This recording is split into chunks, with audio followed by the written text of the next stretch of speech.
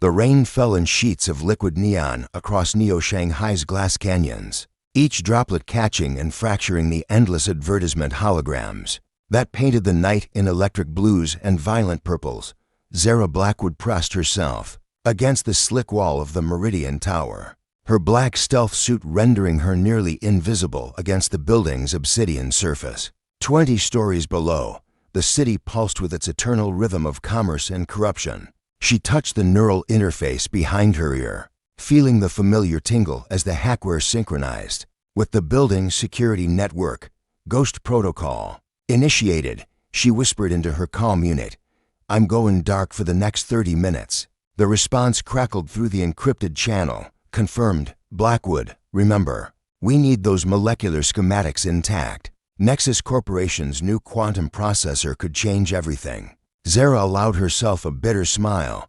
Everything for Titan Industries, the mega corporation that owned her contract, her loyalty, and arguably her soul. She'd been their best infiltration specialist for 5 years, a shadow that slipped through the cracks of corporate warfare. Tonight's job was supposed to be routine break into Nexus Corporation's R&D labs, steal their latest breakthrough, and disappear before anyone noticed. She should have known it was too easy. The building's exterior maintenance shaft welcomed her like an old friend. Zara's enhanced muscles, courtesy of expensive genetic modifications, made the climb effortless. Her fingertips found purchase on surfaces that would have defeated normal humans, and her balance was perfect even in the driving rain. Within minutes, she was sliding through a ventilation grate into the sterile white corridors of the 42nd floor. The Nexus Labs were a maze of gleaming chrome and pulsing data conduits. Zara moved through them like a ghost, her footsteps silent on the polished floors. Her target was the central server room, where the quantum processor schematics were stored behind layers of digital encryption that her hackware could slice through. Like tissue paper, she was 3 meters from the server room door when the lights went out. Emergency lighting flickered on, bathing everything in hellish red. Zara froze, every instinct screaming danger. This wasn't a power failure, this was a trap. Zara Blackwood, a voice said from the shadows ahead of her. It was deep, resonant, with the slight harmonic distortion that marked it as non-human. Titan, Industry's finest shadow dancer. You're exactly as beautiful as your wanted hologram suggested. A figure stepped into the crimson light, and Zara's breath caught in her throat. He was tall, easily 2 meters, with the lean, predatory build of a born killer. His skin was a deep midnight blue, marked with intricate silver tattoos that seemed to pulse with their own inner light. His hair was pure white, pulled back in a warrior's knot, and his eyes were the color of molten gold. He wore form-fitting armor of some dark material that seemed to absorb light, and a curved blade hung at his hip. Keth Varian, Zara breathed, recognizing him from intelligence briefings. The Void Hunter. He smiled, revealing teeth like polished ivory. I'm flattered you know my reputation, though I prefer to think of myself as a problem solver, and right now, you're the problem I've been hired to solve. Zara's hand moved instinctively to the plasma pistol concealed beneath her jacket. Let me guess, Nexus Corporation doesn't appreciate corporate espionage. Actually, Keth said, taking a step closer, it was Titan Industries who hired me. Seems they've decided you know too much about their dirty little secrets. Nothing personal, just good business. The betrayal hit her like a physical blow. 5 years of loyalty, of risking her life in the shadows of corporate warfare. And this was how it ended. You're lying. Keth pulled out a data pad and tossed it to her. The holographic display showed her termination order, complete with Titan's executive seal and her handler's digital signature. Kill order came through 2 hours ago. I was already in the building on another job when they sweetened the deal. Zara stared at the evidence of her betrayal, her mind racing. What other job? Before Keth could answer, the building's security alarms began wailing.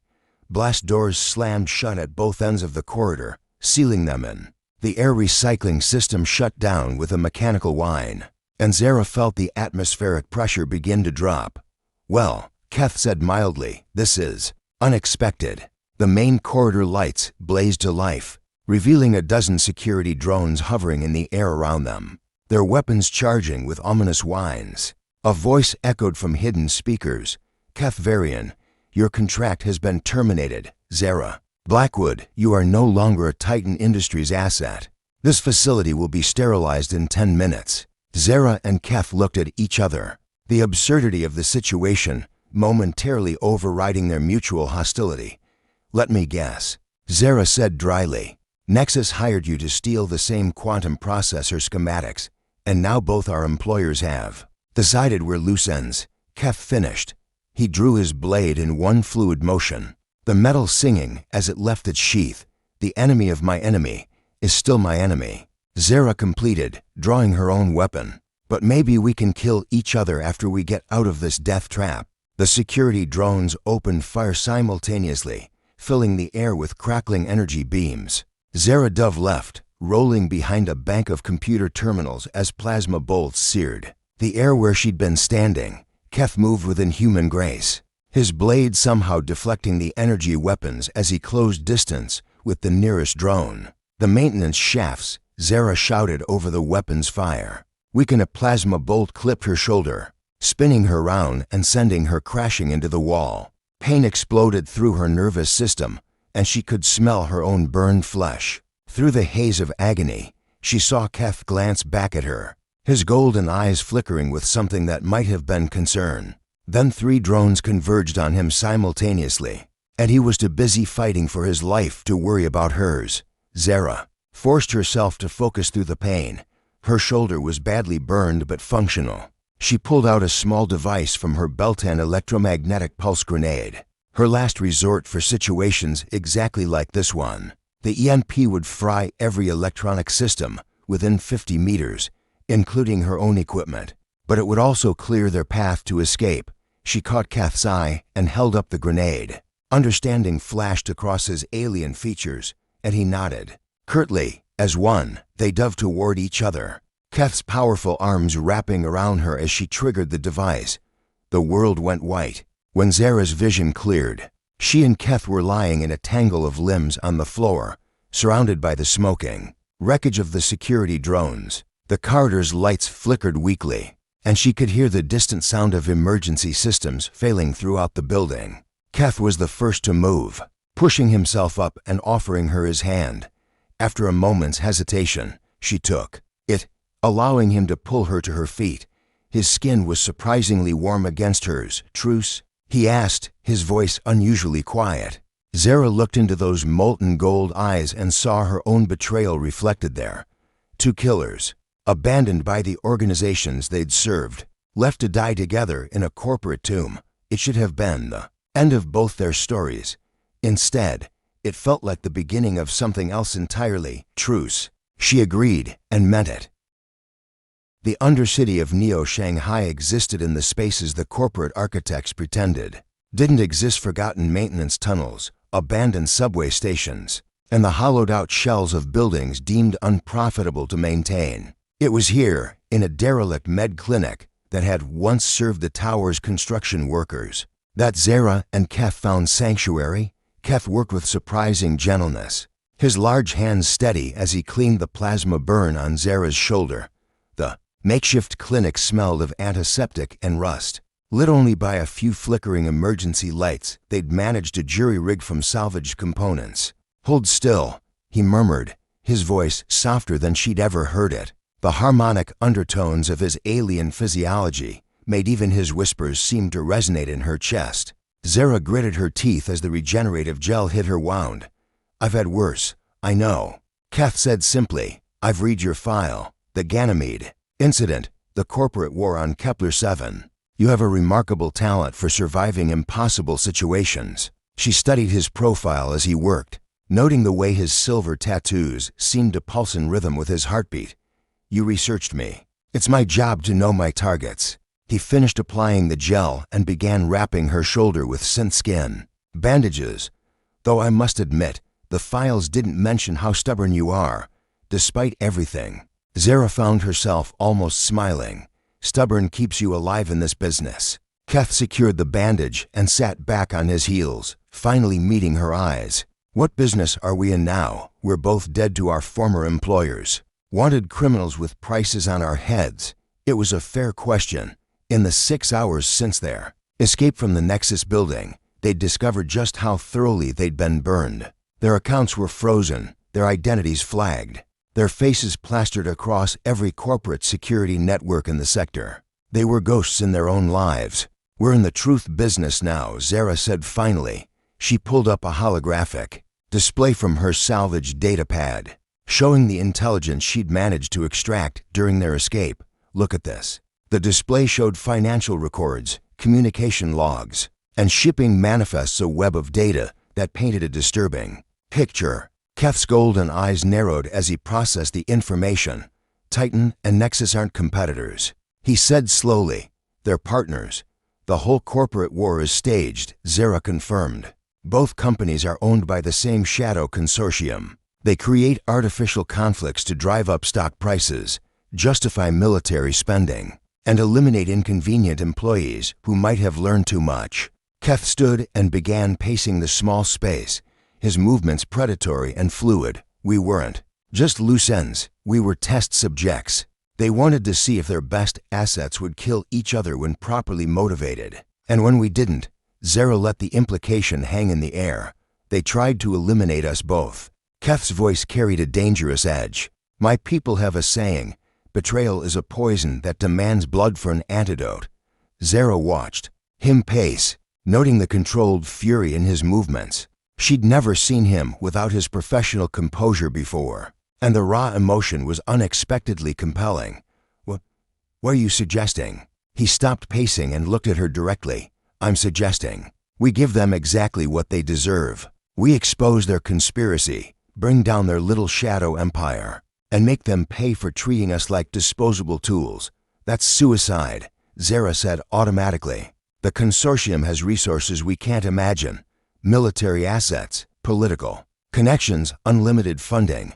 They also have weaknesses," Keth countered. "Arrogance, overconfidence. And now they have something they've never had before: to enemies who know all their secrets and have nothing left to lose." Zara stood slowly, testing her wounded shoulder. The pain was manageable, reduced to a dull ache by the regenerative treatment. She moved closer to Keth, close enough to smell the strange, clean scent of his skin, something like ozone and starlight. "You realize this changes everything between us," she said quietly. "We can't be enemies anymore." "No," Keth agreed, his voice dropping to barely above a whisper. "We can't." The moment stretched between them, heavy with possibility. Zara had spent 5 years as a ghost, existing in the shadows between corporate interests. She'd had handlers, contacts, and targets, but never a true partner. The idea was both terrifying and intoxicating. "I'll need to modify my appearance," she said, forcing herself to focus on practical matters. "New identity, surgical alterations, maybe some genetic masking." "I know someone who can help with that," Keth said. "A biosculptor in the Crimson District, expensive, but discreet." "With what money? Our accounts are frozen." Keth smiled, and for the first time, it reached his eyes. "Did I mention I've been freelancing for the past 3 years? I have resources your corporate handlers never knew about." Over the next 2 hours, they planned. Keth's network of contacts in the criminal underworld complemented Zara's knowledge of corporate security systems. Her technical expertise balanced his understanding of violence and intimidation. They were natural partners, she realized, as sides of the same dark coin. It was nearly dawn when exhaustion finally claimed them. The clinic had a single medical cot, and after a moment's hesitation, they decided to share it. Zara lay on her uninjured side, acutely aware of Keth's presence behind her. His breathing was deep and steady, but she could sense his alertness, the predator's awareness that never fully slept. "Keth," she said into the darkness. "Yes, when this is over, what happens to us?" He was quiet for so long that she thought he might not answer. When he finally spoke, his voice was thoughtful, almost vulnerable. "I don't know. I've never had a partner before. My species doesn't form bonds easily. We're too competitive, too territorial. But you..." He trailed off, leaving the sentence unfinished. Zara felt his hand brush against her back, a feather-light touch that sent electricity racing along her nerves. "I've never trusted anyone the way I trusted you today," she admitted. "When you covered my escape from those drones, when you treated my wound, I should have been calculating the odds of betrayal, planning contingencies. Instead, I just trusted. Trust is dangerous in our line of work, Kef murmured. Everything worthwhile is dangerous. His hand settled more firmly against her back, and she could feel the warmth of his palm through the thin fabric of her shirt. Sleep, Zara. Tomorrow we begin our war. But sleep was elusive. Instead, Zara lay in the darkness, listening to Kef's breathing and feeling the solid warmth of his presence at her back. For the first time in years, she wasn't alone in the shadows. It was a revelation that changed everything, not just about their mission, but about who she was when she wasn't performing for corporate masters outside. The neon rain continued to fall on Neo-Shanghai, washing the city clean for another day of beautiful corruption. But in their hidden sanctuary, two former enemies had found something neither had expected to discover in their dangerous lives: the possibility of trust, partnership, and perhaps something even more precious. The war against their former masters would begin soon enough. But for now, in the quiet hours before dawn, they had each other. 3 weeks later, Zara barely recognized herself in the mirror of their stolen shuttle. The biosculptor had done exceptional work. Her angular features were softer now. Her dark hair had been changed to auburn with subtle highlights, and her eyes were now green instead of brown. The modifications were temporary but convincing, enough to fool most security scanners. Kef had undergone similar changes. His midnight blue skin now appeared more human, normal, a deep bronze tone that complemented his newly darkened hair. Only his golden eyes remained unchanged. He'd insisted they were too integral to his enhanced vision to risk altering. "Remember," Zara said, adjusting the collar of her expensive business suit, "we're corporate negotiators from the Meridian Group. We have a meeting with Station Director Voss about mining rights in the Tau Ceti system. And if anyone checks too deeply into our credentials," Kef asked, smoothing his own suit jacket. The formal wear looked strange on his warrior's frame, but it was necessary camouflage. "They won't have time," Zara replied grimly. "We'll be in and out of orbital station Prometheus in under 4 hours, just long enough to access the central data core and download everything." Prometheus station hung in space like a steel and glass jewel, its rotating habitat rings catching and reflecting the distant light of Earth's sun. It was the administrative heart of the Shadow Consortium, the place where all their dirty secrets were stored behind layers of quantum encryption and corporate bureaucracy. Their shuttle was cleared for docking without incident. Zara and Kef walked through the station's opulent corridors with the confident stride of people who belonged there, just 2 more sharks in an ocean of corporate predators. The central data core was located on the station's innermost ring, protected by both physical and digital security measures. Getting to it required passing through 3 checkpoint stations, each one more sophisticated than the last, credentials verified. The security scanner announced as they approached the first checkpoint, "Welcome to Prometheus Station, Miss Chen and Mr. Nakamura." They maintained their cover identities through the second checkpoint as well, making small talk about fictional mining operations, while their forged credentials were examined by increasingly paranoid security officers. It was at the 3rd checkpoint that things went wrong. "I'm sorry," the security chief said, his tone polite but firm, "but I'm going to need you to step into the scanning chamber for a full biometric verification." Zara's blood turned to ice. The biosculptor's work was good, but it wouldn't fool a military-grade scanner. She exchanged a quick glance with Kef, seeing her own concern reflected in his golden eyes. "Is there a problem, officer?" she asked, maintaining her corporate smile. "Just routine security, Mum. New protocols from the Home Office." Kef stepped forward slightly, his body language shifting in a way that only Zara could detect. He was preparing for violence, but she caught his arm with a subtle gesture. "Not yet, of course," she said sweetly, "though I should mention, my company's legal department is very particular about the terms of our non-disclosure agreements. Any scans or recordings of our visit would need to be cleared through our attorneys first." The security chief hesitated, clearly torn between protocol and the prospect of legal complications. In that moment of uncertainty, Zara struck. Her hand shot out, pressing a small device against the man's neck. The neural disruptor delivered a localized EMP that shut down his nervous system for exactly 30 seconds, enough time to incapacitate him. Without permanent damage, Keth was already moving, flowing like liquid shadow toward the two other guards in the checkpoint. His modified appearance did nothing to diminish his lethal grace. Both men were unconscious before they could reach their weapons. So much for subtlety. Zara muttered, stepping over the sleeping security chief. Sometimes the direct approach is more efficient, Keth replied, already working on the checkpoint's electronic locks with tools he'd concealed in his suit jacket. They had minutes before the unconscious guards were discovered. Zara sprinted toward the data core chamber, her high heels clicking against the polished floor until she kicked them off in favor of speed. The core chamber was a cathedral of information towering servers arranged in perfect geometric patterns, their surfaces pulsing with data streams that represented the heartbeat of the Shadow Consortium. In the center of it all was the primary access terminal, protected by a web of laser sensors that would trigger every alarm on the station. If disturbed, classic pattern recognition grid. Keth observed, studying the laser web.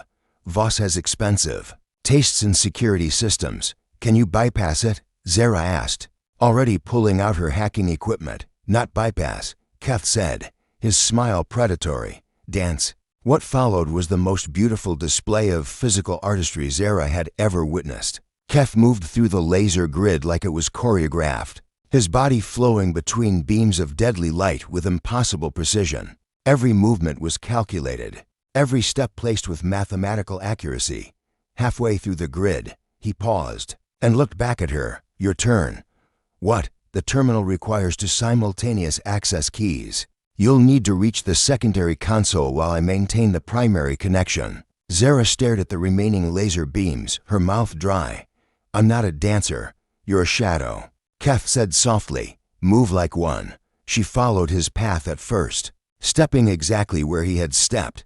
But as she gained confidence, she found her own rhythm. Where Keth had used raw athleticism, she employed technical precision, using her hacking tools to temporarily disable sensors at key points. They reached their respective terminals simultaneously, their hands moving in perfect synchronization. As they initiated the data extraction, the quantum computers hummed with effort as terabytes of information flowed into their portable storage devices. Got it, Zara breathed, watching the progress bar crawl toward completion. Financial records, communication logs, operational directives, everything we need to expose them. It was then that Keth did something completely unexpected. In the middle of their mission, surrounded by deadly laser grids and with alarms likely to sound at any moment, he looked at her across the chamber and smiled, not his predatory hunter's smile, but something warm and genuine. You're magnificent, he said simply. The words hit her harder than any weapon ever had. In that moment, surrounded by the tools of corporate warfare, Zara felt something shift inside her chest. This wasn't just partnership anymore. This was something deeper, more dangerous than any mission they'd ever undertaken. Keth, the alarms chose that moment to begin wailing. Emergency lights bathed the chamber in hellish red, and blast doors began slamming shut throughout the station. Time to go, Keth said, but he didn't move immediately. Instead, he crossed the few meters between them, careful to avoid the laser grid, and cupped her face in his hands.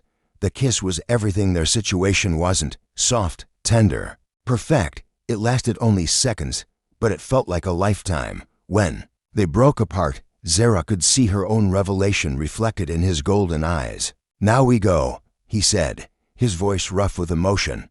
Their escape was a blur of running footsteps, emergency bulkheads, and the distant sound of security forces mobilizing throughout the station. They made it back to their shuttle with minutes to spare, launching into the cold vacuum of space just as the first patrol ships began their pursuit. Jump coordinates locked in, Zara reported, her fingers flying over the navigation controls. 30 seconds to hyperspace. Keth was monitoring their pursuers, his warrior's instincts fully engaged despite the chaos in both their hearts. 3. Ships closing fast, military-grade interceptors. 20 seconds, they're targeting our engines. 10 seconds, The first missiles were already in flight when their shuttle leaped into hyperspace, leaving the corporate forces far behind in normal space. In the sudden quiet that followed, Zara and Keth sat in their pilot seats, breathing hard and staring at each other. "We did it," Zara said finally. "We did," Keth agreed. Then, quieter, "Everything's different now." Zara reached out and took his hand, intertwining their fingers.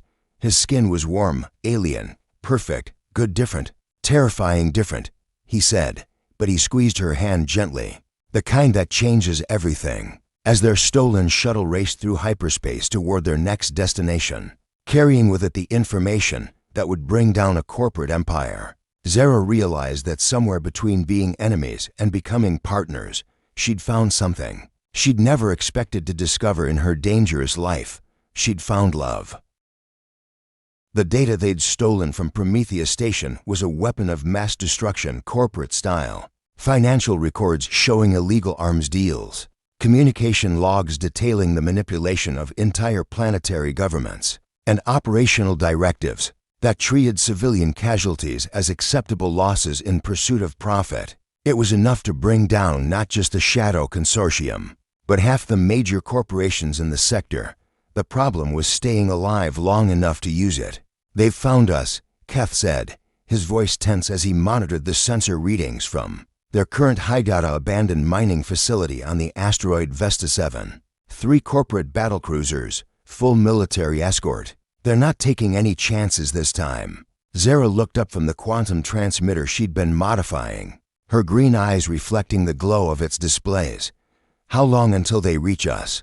6 hours, maybe less. She nodded grimly and returned to her work. The transmitter was their only chance, a military-grade communication array that could broadcast their stolen data across the entire galactic network simultaneously, making it impossible to suppress or contain. The problem was that it required enormous amounts of power and left them completely vulnerable. While transmitting, "There's something else," Keth said quietly. "I've been monitoring corporate security channels. They're not just coming for us." Zara's hands stilled on the transmitter.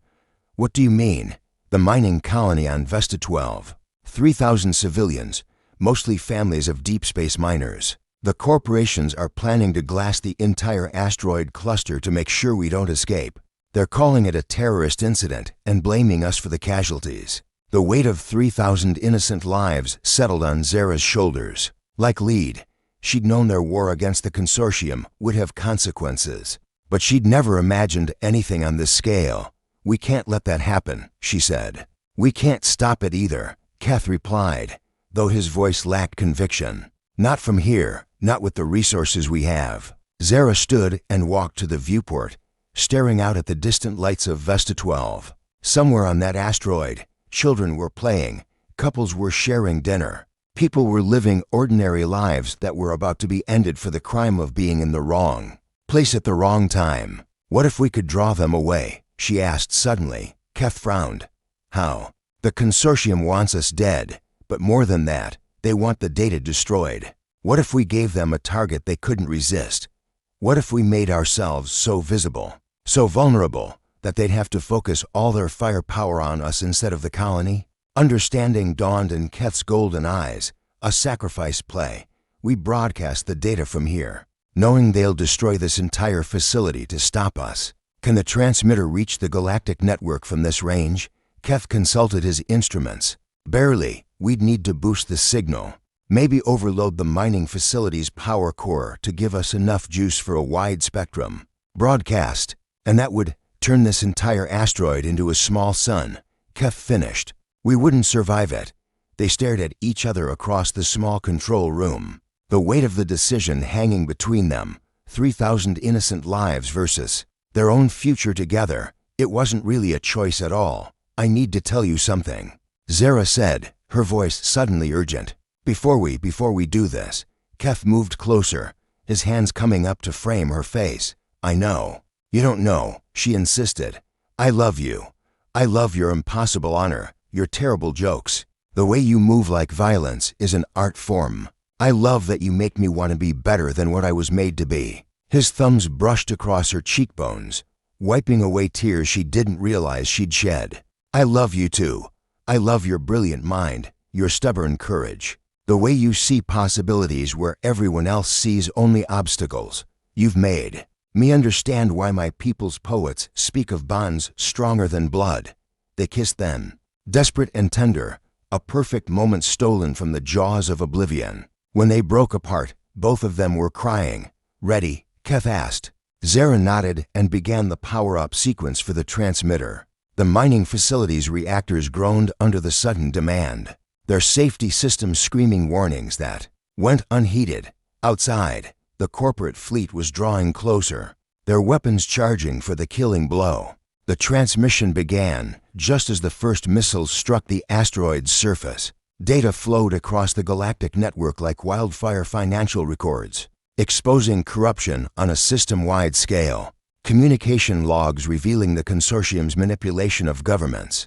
Operational directives that would disgust anyone with a functioning conscience. Signals getting through, Zara reported, her voice barely audible over the sound of exploding rock and twisting metal. Network nodes are picking up the broadcast, routing it to every major news service, every planetary government, the control room's ceiling caved in without warning. A twisted beam of support metal crashing down exactly where Zara had been standing. Keth's enhanced reflexes were the only thing that saved her life, his powerful arms yanking her out of the way at the last possible second. They hit the floor hard, his body cushioning her fall. When the dust cleared, Zara realized that Keth had taken the full impact against his back. His bronze skin was pale, and dark blood was spreading across his shirt. Keth, she rolled him over gently, her hands finding the jagged piece of metal protruding from his side. Oh God, oh no, don't. He gasped, his hand covering hers. Don't try to move it. Internal bleeding. Won't make it to extraction anyway. The transmitter was still functioning, its signal still reaching across the galaxy. But the power core's overload was accelerating. They had minutes before the entire asteroid became an expanding ball of plasma. The emergency pods, Zara said, desperately. There are escape pods in the lower levels. Not enough time, Keth said, his voice growing weaker. Even if we could reach them, someone needs to maintain the signal until the broadcast is complete. He was right, and they both knew it. The data transmission was their only legacy, the only way to ensure that their deaths would have meaning. If they abandoned it now, 3,000 colonists would die for nothing. I'm not leaving you, Zara said fiercely. Keth's smile was heartbreaking in its tenderness. Then we'll watch the stars together. The mining facility shook again as more missiles found their mark. Through the gaping holes in the ceiling, they could see the corporate battlecruisers closing in for the final assault. The power core's overload was reaching critical mass, its containment fields fluctuating wildly. Transmission at 90%, Zara reported, her head pillowed on Keth's shoulder. The whole galaxy will know what they did. Every crime, every cover-up, every innocent life they've destroyed. Good, Keth whispered. Make it count. The final barrage began just as the transmission reached completion. Corporate firepower enough to level a city rained down on their small asteroid, turning rock and metal into incandescent gas. But by then, it was too late to contain the truth. In the last seconds before the power core detonated, Zara felt Keth's arms tighten around her. They'd started as enemies, become partners, found love in the shadows of corporate warfare. And now they would end together in a blaze of light that would be visible from 3 star systems away. I love you, she whispered. I love you too, he replied. The asteroid Vesta 7 became a small, brilliant star, taking with it 2 of the most dangerous people in the galaxy and the last hopes of a shadow consortium that had ruled through fear and corruption for too long. But their sacrifice was not in vain. Across the galaxy, on 1,000 worlds, people watched the corporate fleets withdraw from Vesta 12. They read the exposed documents, learned the truth about the consortium's crimes, and began to demand justice. The revolution had begun. The first thing Zara became aware of was warmth, not the artificial heat of life support systems, but genuine sunlight on her skin. The second was the sound of wind moving through leaves, a gentle susurrus that spoke of growing things and open skies. She opened her eyes to see an unfamiliar ceiling made of warm wood and smart glass panels that filtered golden light. Her body felt strange sore in some places, numb in others, but fundamentally whole in a way that seemed impossible. "You're awake," a voice said from nearby. Not Keth's voice, though it carried similar harmonic undertones that marked it as non-human. Zara turned her head carefully and saw a figure sitting in a chair beside her bed. The alien was tall and slender, with silver-gray skin and large, dark eyes that held ancient wisdom. She wore simple robes and carried herself with the dignity of a healer. "Where am I?" Zara asked. Her voice barely a whisper. "New Eden," the healer replied. "A colony world in the Outer Rim.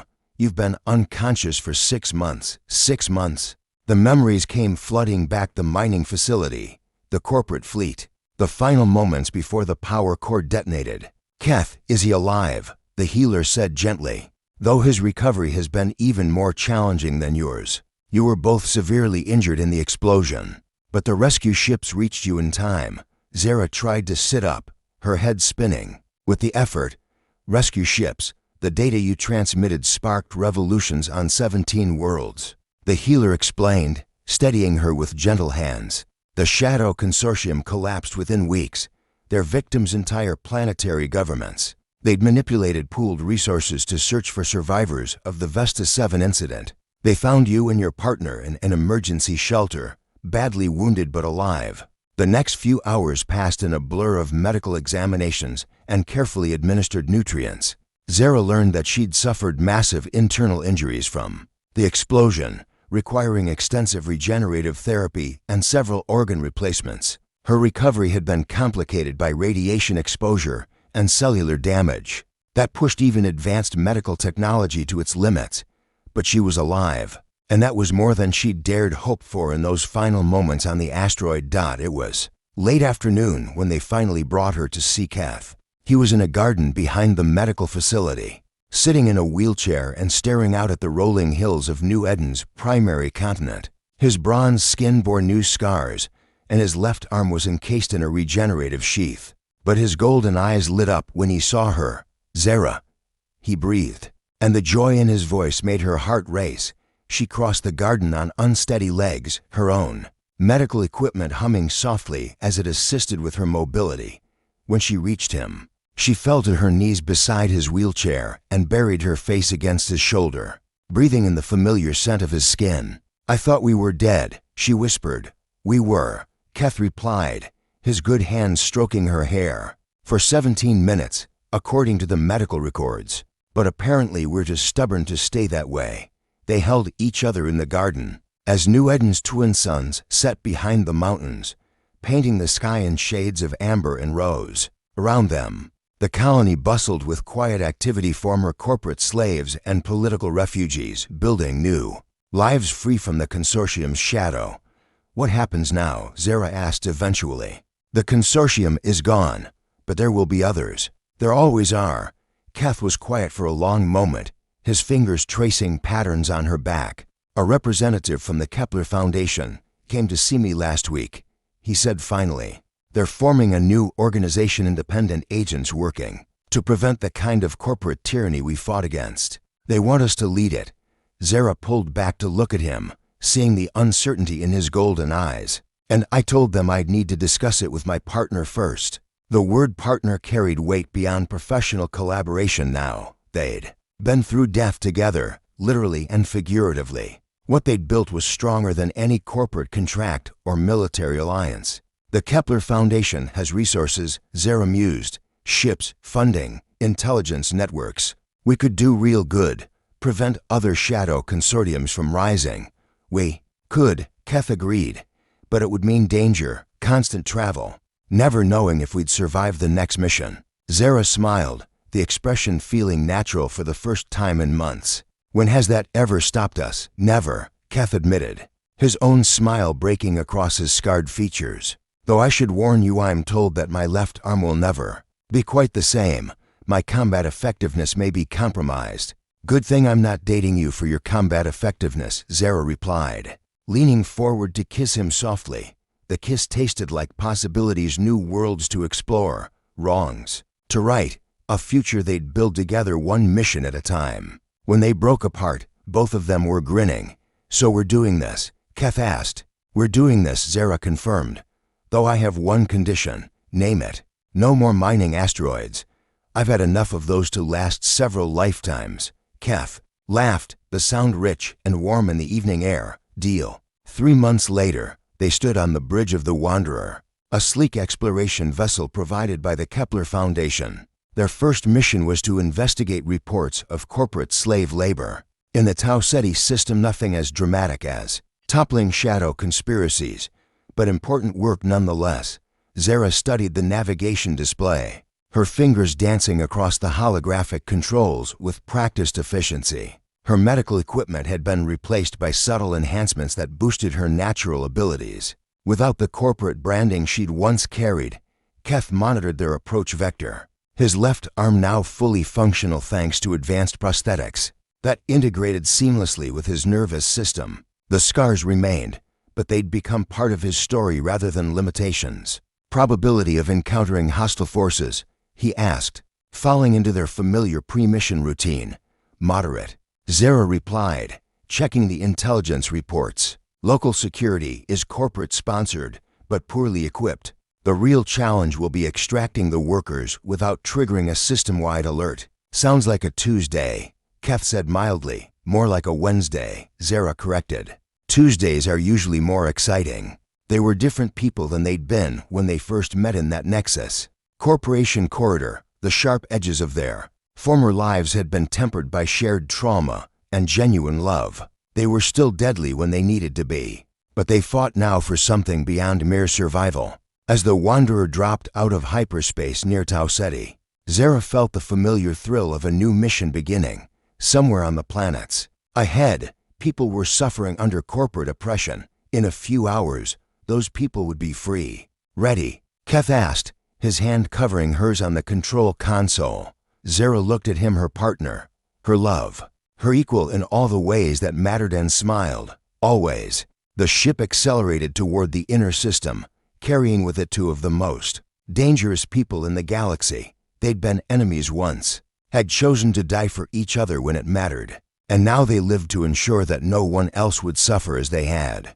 In the vast darkness of space, the Wanderer was just another ship, on just another mission, but to the people they would save and the tyrants they would topple, it carried something far more powerful than weapons or technology. It carried hope, and the unbreakable bond between two souls who had found each other in the shadows and chosen to step into the light together. Their war was over. Their real work was just beginning.